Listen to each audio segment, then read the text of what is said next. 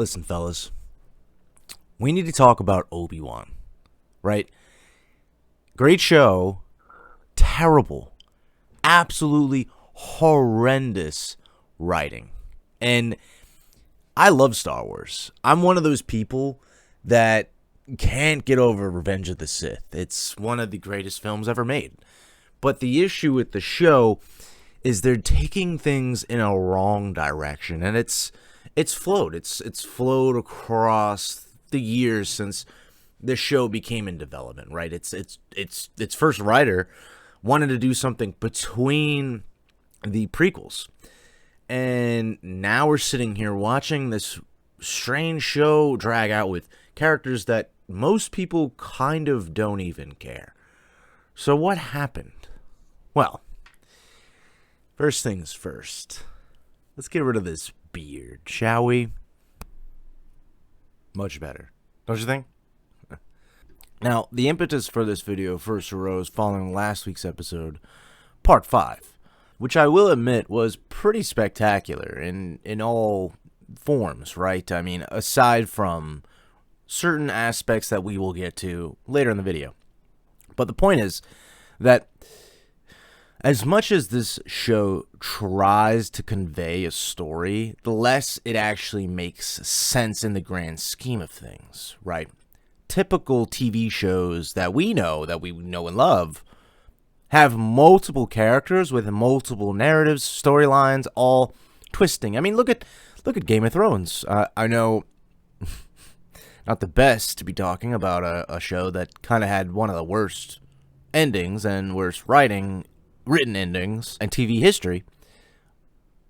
But it's interesting to see how Star Wars, have taken this great character with amazing potential and made it the Reva show. And I listen, I don't want to be the guy that falls into the same discourse as these people online. I think Reva's character is great. It's just not well written, right? I'm not one of those people that are pissed that Star Wars is making it political. Like, who cares about that, right? Who cares? So long as it's good and the story makes sense, that's what matters. And for me, personally, the whole Reva stuff is just kind of forced. We'll get to that shortly. For me, I really wanted to see more of Anakin, as I'm assuming a lot of the prequels, I like to call them, a lot of the people that grew up with the prequels and the people that like the prequels really want more Hayden. And this episode really sealed the deal for us in terms of, it's not really about Obi-Wan or Anakin. It's about Reva and getting her revenge. And that's kind of how it feels, right? It kind of feels like it's forcing this story about Reva coming back and getting her revenge. And the show's called Obi-Wan. Can we all just sit down and accept the fact that the show is called Obi-Wan Kenobi? Why aren't we getting more of that? Why aren't we getting and why isn't Obi-Wan himself acting in character? I mean, episode 4 or part 4, whatever, had a scene where he walks into the Inquisitorius palace, and in amber, or in frozen liquid, whatever you want to call it in this show, he sees a youngling, he sees other Jedi, and some, Easter egg characters. For me, it's like, knowing Obi-Wan, and he's cut himself off in the Force. It's a different time period for him, different mind space for him. But knowing Obi-Wan, wouldn't he want to save all of these people? Wouldn't he want to go out of his way? I mean, it's something brought up later on. Like, in part 5, Obi-Wan even says it. Darth Vader knows that I'm going to do everything I can to save these people. Why didn't you do that in the last episode? Like, am I crazy? And going back to Darth Vader, why isn't he acting in character, right? This part 5 would be the second time where he's killed Reva and not actually killed her. The second time. In part 4, there's a scene where he force chokes her and brings her up and yells at her, and she lives only because she tells him that she has a tracking device on Obi-Wan. It's like, you're Darth Vader, 1. 2, I understand that it was building up to something, a big reveal in Part 5. But knowing Darth Vader as well, he wouldn't just leave her there in Part 5 at the end, or even Part 4. He wouldn't just, okay, so you have a tracker, it's mine now. If Darth Vader would just kill her, knowing his personality, his anger, his just everything, like his character, he's menacing beyond belief. And I know. It was building up to a certain point in Part 5 at the end where Darth Vader and the Grand Inquisitor get to kind of stand over in a pretty good scene, boasting about knowing all along. But again, Reva is left there on the ground, dead, but only really to serve the plot point of, oh, now I know where Luke is. Now I know who Luke is. Now I know how important this whole mission truly was. My point is, the writing in the show feels like it's forcing an entire plot, which, granted, is how stories work, but it shouldn't feel like that. Everything should feel organic, feel like this is supposed to happen, or it's not supposed to happen, essentially, right? A story is a collective of different highs and lows where characters get into crazy events, and these events shape their identity, shape who they are. Well, you hope. And I get that Obi-Wan has gone through a pretty interesting path, being cut off, being essentially psychologically abused by the Force this whole time, this decade. But it leaves open this whole void of questions, like, it's been 10 years. He's been chilling on Tatooine, and you're telling me he has not heard the name Darth Vader said again? I mean, we know he knows Darth Vader from Revenge of the Sith when he checks the holocron and sees Anakin killing all the kids. So he knows who Darth Vader is. And you're telling me it's been a decade on Tatooine, he's been working, he's been out, and he hasn't heard the name Darth Vader spoken yet? He doesn't know. And Bail Organa. Bail Organa has known this whole time, as we know from the video he sent, or the message that he sent Obi-Wan. Which is another thing unto itself. Why send that? Why send that message in the first place if you already know, or already assume, that Darth Vader has Obi-Wan? It doesn't really add up. Like, you're incriminating yourself in video, and you're already essentially incriminated. If Reva knows that there's a connection between Obi-Wan and Bail Organa, shouldn't that already add suspicion to Bail Organa just from the get? Just already having that connection, knowing who Leia is, knowing how important Bail Organa is in the Imperial Senate, he would be watched from then on. Like, the show is essentially just forcing all of these ideas upon us and hoping that we kind of jive with it. And listen, I don't want to be the Star Wars fan that rips on everything, that is hypercritical about everything. I do genuinely enjoy the show. It is pretty good. I'll tell you, the special effects are amazing. Some of the characters are pretty cool. I thought the Dorn actress who played, I forget her name, I'm sorry, she was actually a pretty interesting character that went through a pretty cool arc. Granted, not the best delivery on that arc. Definitely could have been more nuanced in a way. And there's talk of a second season. And I get a little fearful in that, because it's like, what do you go, what like, where you're going to go with this? Like, what, like,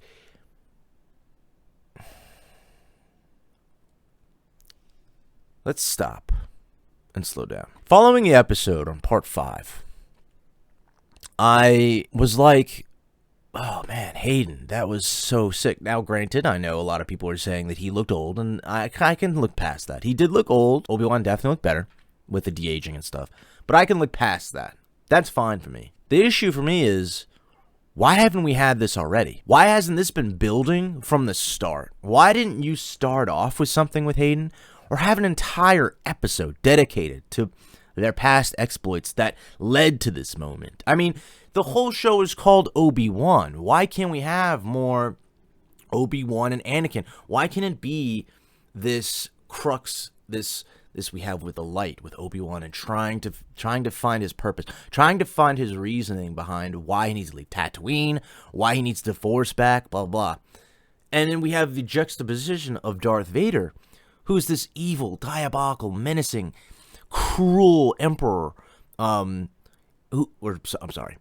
Emperor's right hand, who's struggling with his own identity, with his own new identity.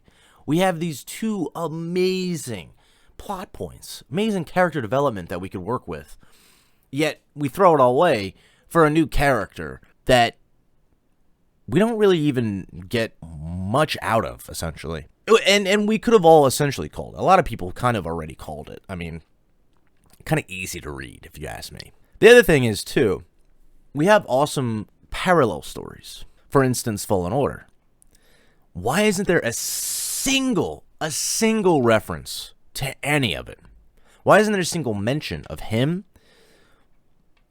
Darth Vader in Part 4 was at the facility, was at the place where they fought. And he couldn't even bring it up, like, oh, I've been here before for this. Like, Cal Kestis kid.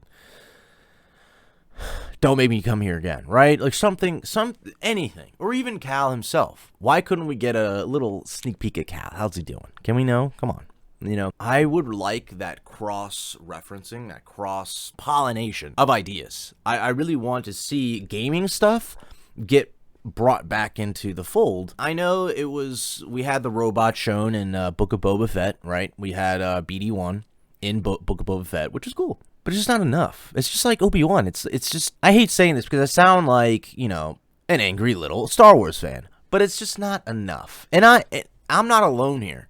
I'm not the only one that thinks that the writing in Star Wars isn't that great.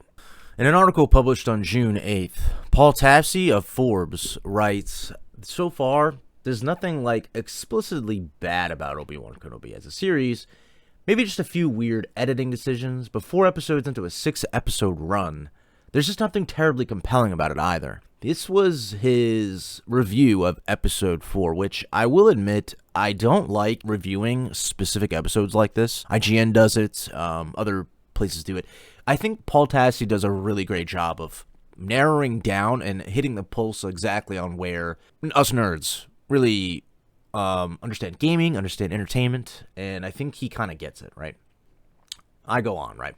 This entire series seems to have been founded with the premise, wouldn't it be cool to see Ewan McGregor again as Obi-Wan? The only real development here, in episode 4, part 4, is that Obi-Wan discovers Anakin is alive and has become Darth Vader. And it's something I brought up earlier. This is something that was brought to my attention via Star Wars Theory, a really great YouTuber who does, obviously, all Star Wars content. Now, he mentioned in a recent video about, in the books, by, I believe it was Obi-Wan, I think the name of the book is Obi-Wan James Luceno. I believe that's the name of the book. In the book, Obi-Wan discovers that Darth Vader and Anakin are still alive by a telecast on the TV in a bar. And essentially, he goes nuts and loses his shit. Force goes crazy and yada, yada, yada. Star Wars Theory mentioned that this is way more impactful in his mind. And I agree to a certain extent. I think waiting a decade, this show, giving it a decade before Obi-Wan actually knows that Darth Vader's alive is a bit of a stretch, if you ask me. I mean, we're talking about one of the most terrifying entities in the galaxy, and he has yet to hear about him on Tatooine, where he was born. Like, I know, and no one knows, but, like, no one knows it's Anakin, but come on. No one knows about this Vader guy? Ugh. As we can see, part 5 was great. We had Hayden come back, and it was we had Reva, rev it up. It had its highs. I've said it earlier, it had its highs. But it's just not hitting the same points with, especially Bail Organa. Sending that message, it just doesn't make sense. I mean, it just doesn't make sense. Anyway, Michael, aka Legacy Killer, he's a video game YouTuber. He wrote, outside of a few really awesome moments, the Obi-Wan show has been an absolute mess. Horrible, shaky cam action scenes, forgettable music, lackluster production value, characters we don't care about with predictable twists, and the script. Jesus Christ. Ewan's cool, though. Now, he adds another tweet after this, and he says, this is an example of an awesome moment, and it's Darth Vader grabbing the ship before it leaves. But even that scene is punctuated by a really rather nitpicky, I will admit, but something that really is necessary to bring up. And it's that, how on earth did Vader not realize that, or feel, right, in the Force, that Obi-Wan wasn't in the ship? With his aptitude, how would he not realize that it was a trap, right? I mean, the ship is right there. You can see it during the scene. And it's just like, I don't know. Maybe I'm being a little bit too harsh on Star Wars currently. Maybe my mindset is too fucked up, as you might want to say, right? I'm a little pissed. I'm a little pissed at how these people at Disney are treating Star Wars. It's kind of more of a mission statement, more of, we can use this to propel our own thoughts and ideas, whereas it's not really so much about the characters anymore, but the agenda. As I said, I'm not the only one that thinks the show has issues in its writing. There's multiple creators have come forward, specifically Thor Skywalker. With both sabers, we come to what I think is the worst thing to happen in the series yet by far, and one of the dumbest things I've ever seen out of a character in the history of Star Wars. That being the message Bail Organa sent to Obi-Wan Kenobi. I mean, why, oh why, if you're worried that something may have happened to Obi-Wan, if you're worried that he has found you, referring to Vader, which Bail says in this message that he sends to Kenobi, why, if that's your fear that the Empire and Vader may have him, why would you ever mention Tatooine, Owen, and the boy in that message? Two of those things immediately mean something to Darth Vader. He knows he has a stepbrother named Owen on Tatooine, and though he might not instantly put the rest of it together, that the boy could be referring to a son that lived, that Padme ended up giving birth before she died, he's probably going to figure it out really quick once he gets to the Lars homestead, because that's exactly where he's going next. He is going there, and he's going to put it all together because of this message from Bail Organa. And look, I know it's not going to happen that way, and I usually try to be pretty fair in my reviews. I understand no writer or series or whatever it is going to be perfect. There's always going to be some contrivances in a story, but this is some pretty terrible writing. This is bad. There is absolutely no way Bail Organa, a founding member of the Rebel Alliance, a guy who knows a thing or two about keeping secrets and not saying dumb things at the wrong time. The Den of Nerds. Have that conversation with Reva, and then they take him back into the tunnels? Like, why? Like, there's literally no reason other than to advance the plot. It's just really weird. Like, honestly, guys, like, my opinion here, the writing in Kenobi has been straight up booty cheeks, like very, very bad, to the point where it's kind of hard for me to enjoy even the really good parts of the show. And I guess I'm hoping that somehow episode 6 will be really, really tight and tie up some of those holes. But overall, man, it's just, again, it doesn't have the level of love and care and self-logic that I was expecting for a show like this. And Deborah's directing is really baffling at times, So there's stuff in this episode. Star Wars Theory. As I said, Michael, Legacy Killer. All these people bring up a point that the show clearly could have been better in its writing. And I think that's a major issue with Disney right now, in general, on the whole, is finding the right or the perfect fit, the perfect pen, if you will, for their stories. Star Wars, specifically. And we've seen it with Marvel. We've seen it a couple times with Marvel. I mean, especially in the recent Multiverse of Madness movie, which was great. I liked it, personally. A lot of my friends didn't, though. And that's the point I'm getting at, is that maybe these shows need to be taken with a bit more care. You know, Kathleen Kennedy did say recently that she wants to stop using the same characters over again because it kind of pisses off the fan base. And you're not wrong, it does, especially when you're not keeping close to the lore, keeping close to the Star Wars canon. Obi-Wan is kind of throwing a wrench in that, and I say kind of lightly. The issue I have most of all with it is the fact that we don't get a lot of Obi-Wan and Anakin. I mean, we do, but it's just not, it's not enough. Maybe the last episode will be good. Who knows? Maybe this next episode will be phenomenal. According to CBR, one co-writer by the name of Andrew Stanton will be joining for the last 2 episodes, which I think adds to the weight of this whole dilemma. Andrew Stanton, according to CBR, did work on Pixar movies, specifically WALL-E, Finding Nemo, Story, A Bug's Life. Though, let's be honest, he was credited as working with them as a co-writer. And this is where my whole thing comes in. Have we not learned that having multiple headspaces in one tale typically leads to disaster? I mean, look at the sequels. The sequels had 2 different directors. It was supposed to have 3 different directors. But in the end, we get what we got. I wish that there was a more cohesive sense of direction for these shows, for these movies, because it does need that care.